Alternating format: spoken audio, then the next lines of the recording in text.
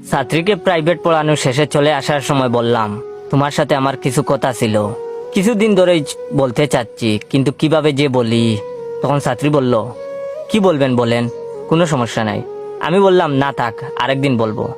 এরপর থেকে ছাত্রী প্রতিদিন পড়ানো শেষ হলে চলে আসার সময় জিজ্ঞেস করতো, স্যার আপনি না আমাকে কি যেন বলতে চেয়েছিলেন, আজকে বলেন। আমি তখন উত্তর দেই, আরেকদিন বলবো। পঞ্চম দিনের মাথায় ছাত্রী জানালো, স্যার কালকে দুপুর বেলা পড়তে পারবো না, আমরা বেড়াতে যাব, ওখান থেকে সন্ধ্যার সময় আসবো, সন্ধ্যার পর পড়বো। পরদিন সন্ধ্যার সময় ওদের বাসায় গেলাম, গিয়ে তো আমি অবাক, বাসা পুরো খালি, বাসায় ছাত্রী ছাড়া কেউ নেই। আরো অবাক হয়ে লক্ষ্য করলাম, ছাত্রী সারা বছর সেলোয়ার কামিজ পরে, সে আজকে সুন্দর করে সেজে গুজে শাড়ি পরেছে, একেবারে কোরা সাজ দিয়েছে।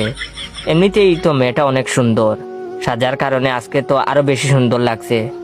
আমি জিজ্ঞেস করলাম, তোমার পরিবারের লোকজন কই? তাদেরকে